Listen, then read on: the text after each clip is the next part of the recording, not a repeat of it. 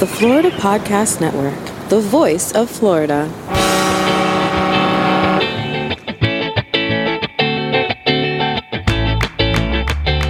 This is episode 16A of the Finding Florida podcast on the Florida Podcast Network, sailing into the Miami International Boat Show, the preview. Welcome to Finding Florida, the podcast that takes you from country to the coast. Join your tour guides, an unlikely pair, city girl Jemmy and country boy Glenn, as they explore the amazing sights and sounds of the Sunshine State. Thank you for joining us on this lead up to our 16th adventure of the Finding Florida podcast. We are about to hit the water to the Miami International Boat Show, hoping to check out everything about Florida's boating industry, from boats and yachts of all sizes to gear and personalities that come along with the boating life in Florida. So all the audio from checking out the MIBs and everything else we did will be on the next episode, 16B, and we had so much fun. In fact, here are a few quick clips. Okay, I have the most important question of the day. You've been doing this for a couple days with your 4 nice boats. How many have come in dented? They've all come back, still polished. Okay, good. I'm just checking. Because, again, loudmouth men want to be in charge all the time. It's not just the hats, it's their shirts, too, that say Swish Squad on it and have a picture of a squid wearing sunglasses that are even cooler than our logo sunglasses. Your family parties are fun, aren't they? Oh, yeah. Oh, yeah. We're ready. We're ready.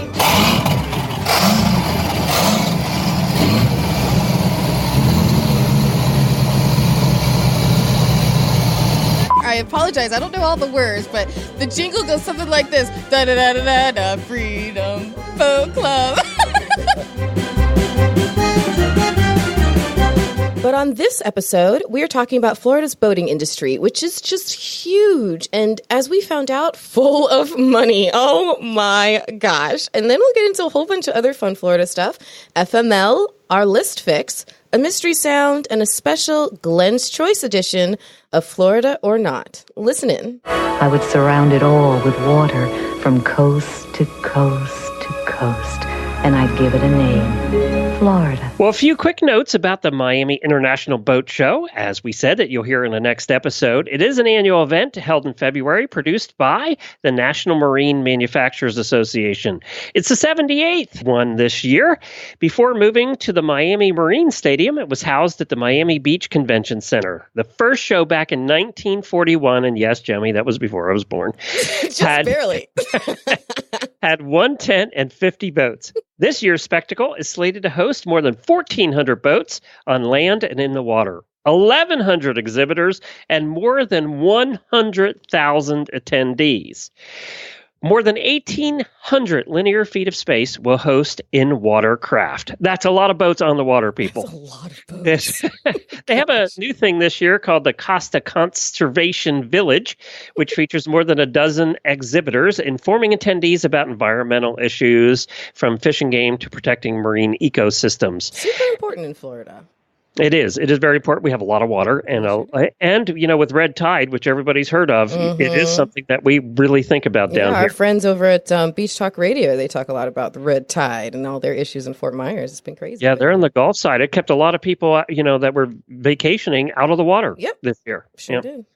And the Miami Boat Show is pretty cheap, actually. It costs anywhere from $25 to $175, but, our kind of tickets were like $25 to get in. No, because we're the cool club. We got press passes. We got in for free. That's right. The marine industry in Florida is huge. It's an $18.4 billion industry that includes marinas, boatyards and builders, yachts and charter brokers. It's huge in Florida. You know what? If we hadn't just been on this adventure and seen the boats in the water and seen the price tags, I wouldn't have believed that number. But now I do. Carry on. Plus, you got to think that both coasts are loaded with marinas and everything to do with the boats. Water on on 3 of our sides. It's like there's lots to do with the water here. Florida's recreational boating industry topped all states nationwide last year, generating $23.3 billion in economic activity from people visiting and, coming down here and everything that involves around boats.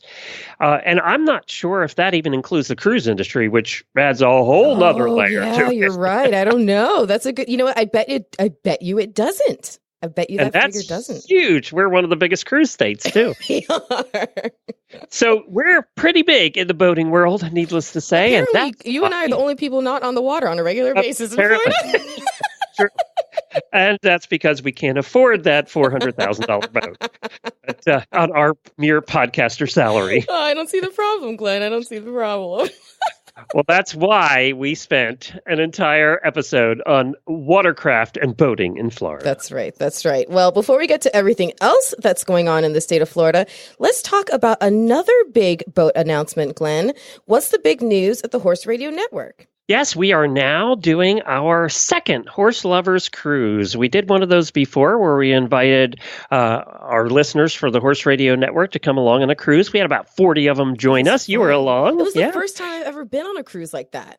Ever. And we did an episode for Finding Florida. I think we're calling this one Cruising into Miami International Boat Show. We called that one Cruising into Key West. Key West. And it was fun. We had a great time on that cruise. And you're coming along in the next one, too. Yeah. So we want to open it up also to our listeners of the Finding Florida show. Oh. And, you know, what it says horse lovers on it, but why not? Why not? We're all together. We all have fun. You all like podcasts. That's the thing you have in common. That's right. So and it's a cruise. Why not? Exactly. A cruise out of Florida. So this is the detail. It's on February 3rd. It's out of the port of Tampa Bay.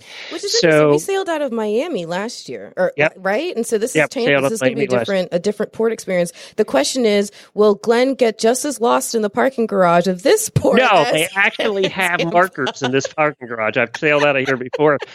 This is a really cool port to sail out of because it is very tight. So they have to make tight turns. It's very interesting. One of those, it's really cool to watch. It seems like you're going to run into the houses right along the water. It just is crazy. I'm sure we haven't caused any heart attacks whatsoever at the residents. It is crazy sailing out of here. So this is a 5-night trip. We're going to be on Royal Caribbean's Brilliance of the Seas. We are sailing to Key West, and we're going to do another episode there because it was so much fun the last time. And then we're going to Cozumel. Gosh. One of the things that's different about this one than the one we did last year is, one, it's 5 nights up from 4, and there's 2 sail days. There's 2 days that we have no ports, that we're just sailing. And you told me how much fun a big boat can be when you're just out to sea. And it's relaxing too. You know, you're not rushing to get off and go into port. It's just, I really like when we take cruises that have sail days. So we're going to do that. We're going to have all kinds of activities. So it should be a lot of fun. And you can find Key West again. I'm so excited. That's right. HorseLoversCruise.com is where you can find all of the details. Yes, and you can also keep up with all the details on the cruise by following us on social media and make plans to come and sail with us. It's going to be a lot of fun. So you can look us up on Twitter, Facebook, and Instagram as Find FL Podcast. And by following us, you'll be able to follow all of our adventures in real time. Well, coming up next, we will get into a whole bunch of other fun Florida stuff, and we'll do so right after this. FPN is committed to promoting local brands and businesses through a network of podcasts celebrating the Sunshine State, and you can be a part of it. The Florida Podcast Network will take the learning curve out of the picture. We'll help your brand create an on-demand podcast in just a few weeks and make the process of podcasting easy for you. From sponsoring episode segments through creating and growing your own branded show, we have a solution to promote you while we promote Florida. Head to floridapodcastnetwork.com/partner with us for more information, to download our media kit, and to reach out. The Florida Podcast Network, celebrating Florida one local voice at a time. Guess what time it is, Glenn? What time is it? It's time for us to find out more fun stuff about the rest of the state of Florida.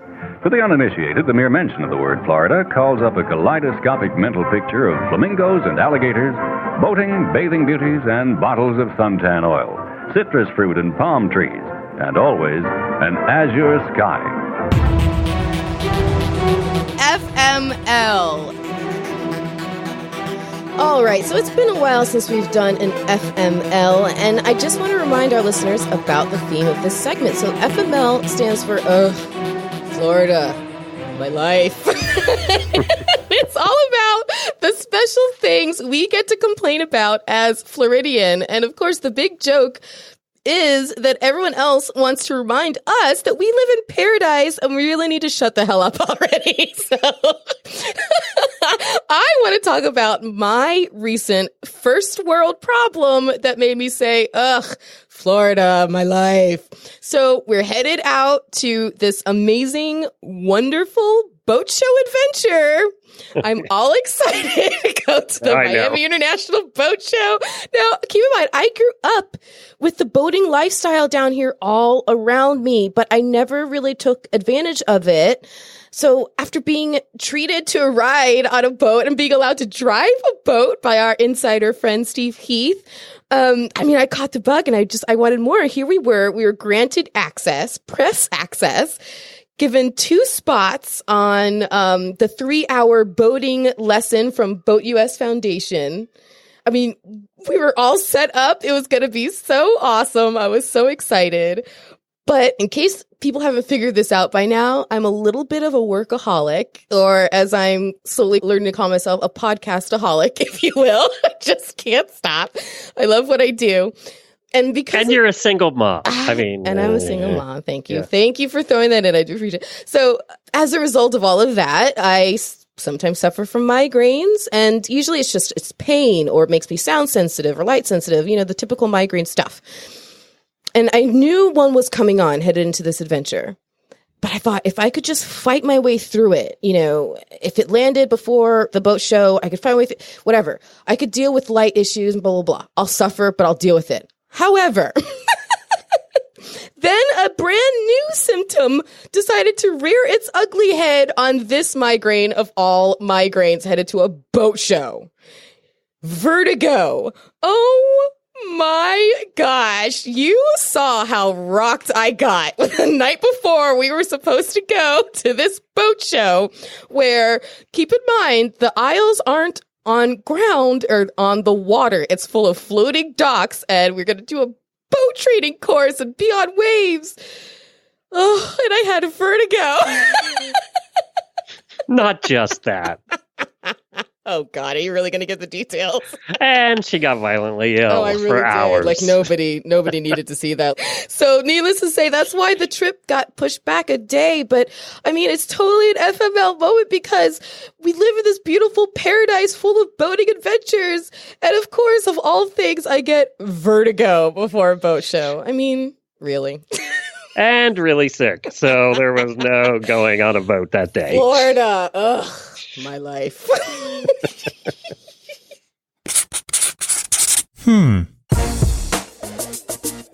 Finding Florida's list fix.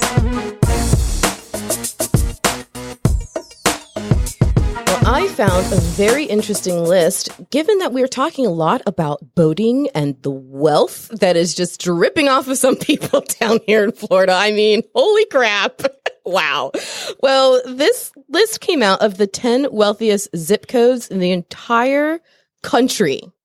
And wouldn't you know that Florida has not 1, but 2 on the list, 2. And they're 2 of the 3 top slots. I was like, of course, naturally, right? So I would guess, I haven't looked at this list yet, but I would guess Palm Beach, which you're going to hear a little about in the next episode. Well, that's a great guess because, we just went on an adventure. Part of our adventure took us into Palm Beach, and we got to see it firsthand. You got to see it firsthand for the first time, I think, right? Mm-hmm. Yeah. So I'm not surprised that you're not surprised. It is full of palatial homes, immaculate lawns.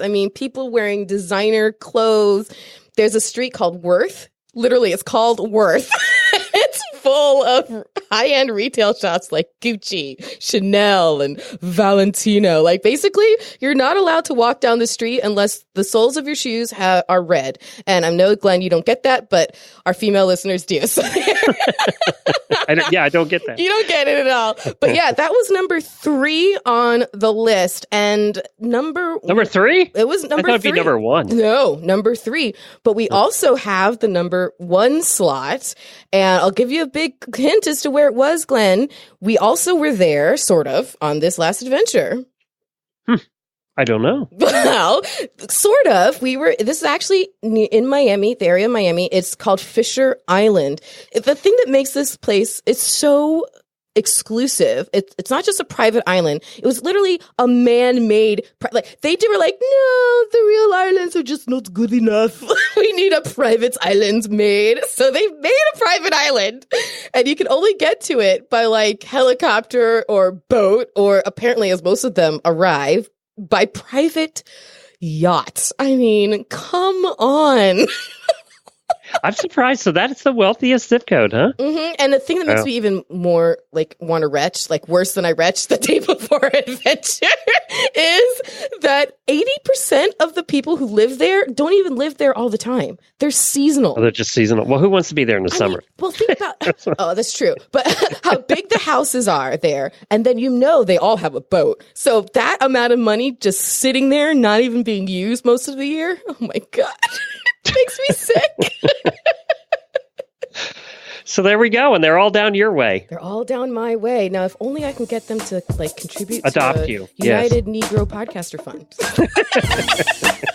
Which Jemmy just made up in case you're interested. Made up. Like one benefactor. That's right.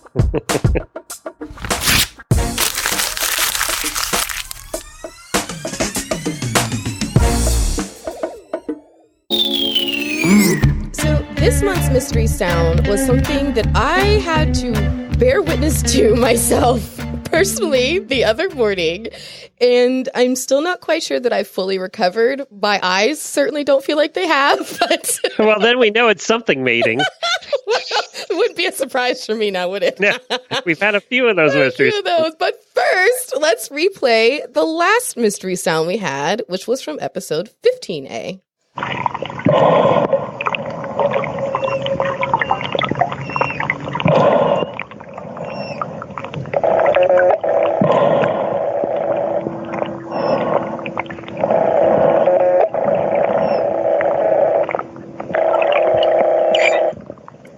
Okay, but so what we want to hear, I'm going to rewind, is this little squeaky thing right there. That right there. It gets cuter every time I hear it, I think. What is that little squeaky thing? I know what it is, and it's actually the thing that happens after the mating. And that was a baby manatee. What they sound like. Let me play it for everybody again. A little squeaky sound is them. So cute. Oh, it makes my ovaries pulse. I'm like, it's so cute. Okay. That tiny, you just compared yourself to a baby manatee. I don't care. That tiny little squeaky sound. Cute little baby manatee that was in the water with me. Just a reminder, that was actual audio footage from Actually, me. that was the baby manatee saying hi to Jemmy. Oh, I know. From our last adventure in Crystal River. So it was so cool. So guys, you got to head up to Crystal River yourself. So you can have a baby encounter like that with a baby manatee of your very own. But I want to congratulate Debbie L. in Sarasota for guessing that correctly. Congratulations to Debbie. Yay. We'll be reaching out to you about your swag, Debbie, so watch out for that email. All right, so on to... Somebody in Sarasota should know what a baby manatee sounds like. So. Yeah. They have a lot there. They do. Okay, so on to this episode's mystery sound. As I said, it was something I witnessed the other morning. Did you tape this yourself? I did. Oh. I was on my walk, which, I have not heard this yet. Once we reveal the answer in the next episode, I'll explain the circumstances around the videotaping. It's almost as funny. All right, so I was on my walk when it happened, and I'll just go and tell you, it is definitely a mating ritual. I'll totally give that away. So the question is, what is trying to mate? You know, I live in a bit of a nature preserve, like plopped right in the middle of the city. So that arrangement lends itself to some weird creatures on my path every morning. So let's go see what this mystery sound sounds like.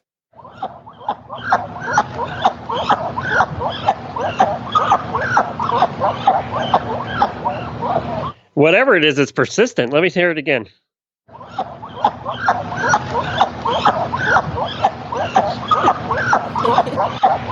Oh, trust me, I saw it. It was very, very persistent. Not giving up. No. Was she having any parts of it? Do we know? I will reveal all in the next episode. But the first to email us at Jemmy, Jaime, at FloridaPodcastNetwork.com wins a piece of Finding Florida podcast swag. right, so we're going to play it again, so listen up. But the first person to email me there with the correct answer gets the swag, and just like Debbie did in Sarasota. So we're going to play the clip one more time.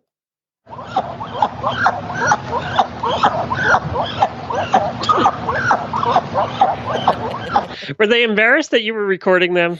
I don't think they noticed me, funny enough.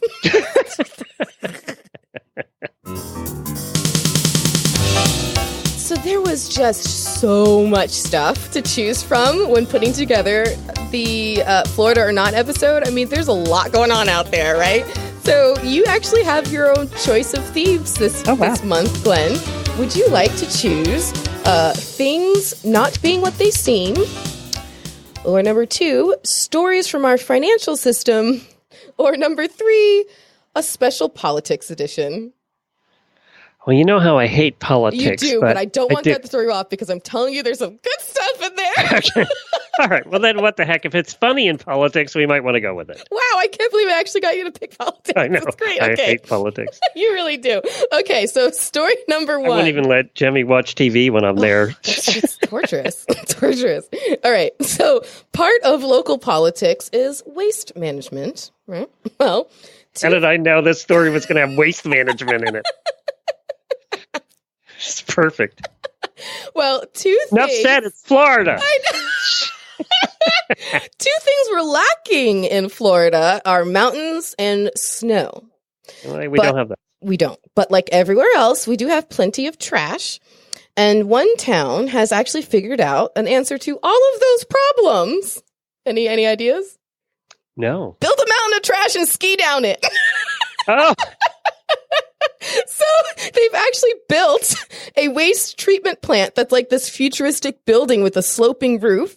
It's 85 meters high, and it's covered in a material called Neveplast or something, Neverplast, I don't know. But it looks just like a ski slope, except it's green, like our landfills.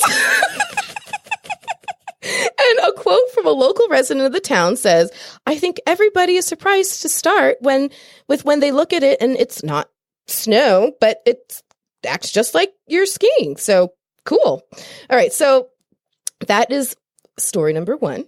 Story number 2 for Florida or Not. By the way, just as a side note, the landfill in Ocala is the highest point in Ocala, and that's true of almost every county in Florida. So true. It's definitely got to be Sarasota on one of those weird too. Facts lists of Florida for sure. 100%. Well, guess what? There might be a new one for skiing.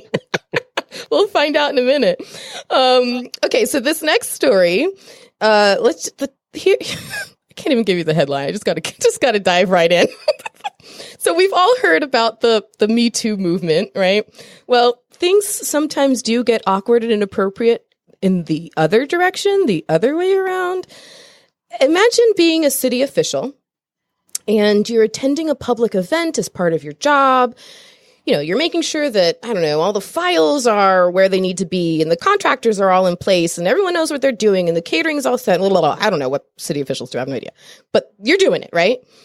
Then all of a sudden, you feel something slick and wet on the side of your face. You turn your head and it's your city commissioner's tongue because she's licking you. Right in the middle of a meeting? In the middle of a meeting. That's right. City Commissioner Nancy Oakley resigned after the State Commission on Ethics. Can't imagine why they had a problem with this.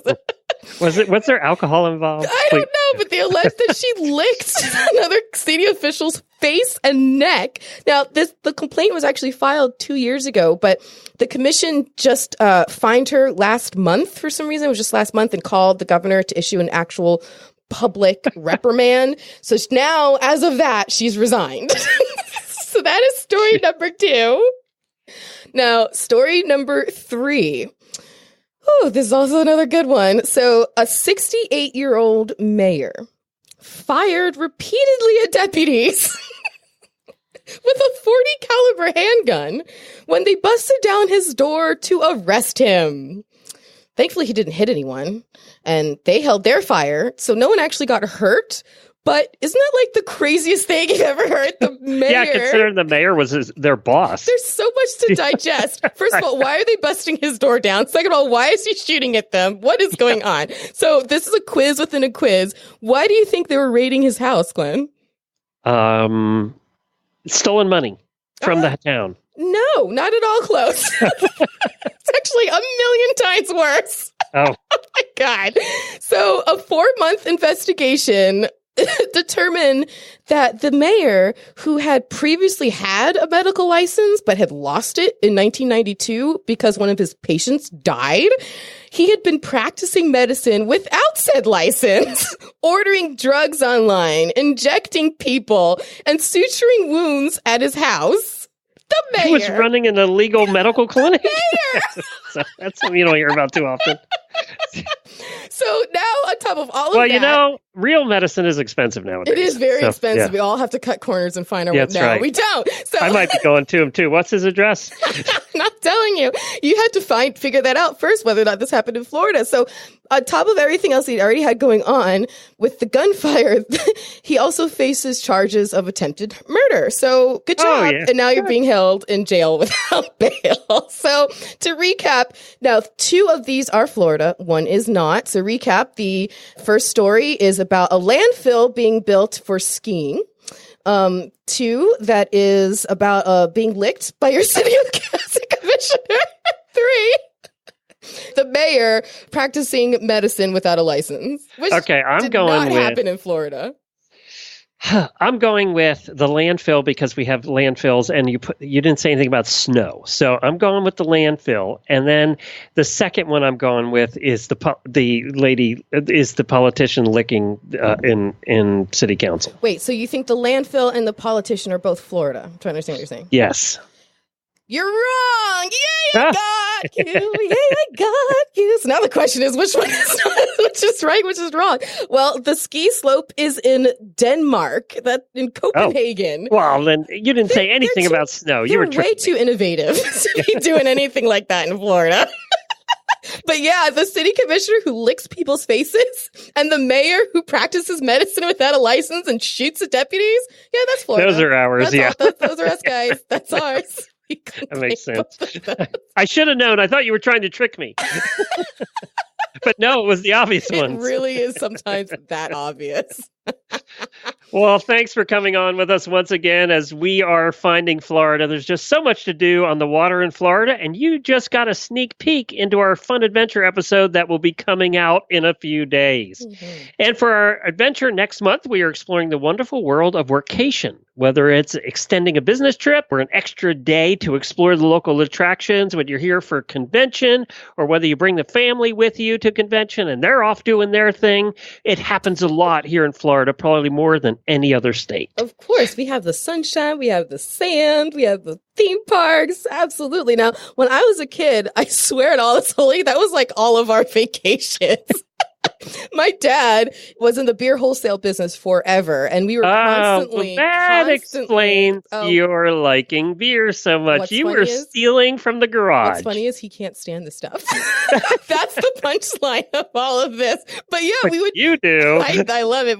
We would go around to all the conventions and do the whole convention circuit with him, making a vacation out of all the stops. And as a kid, it was awesome because you'd go up to all the other booths at the conventions and they just toss you all their free stuff.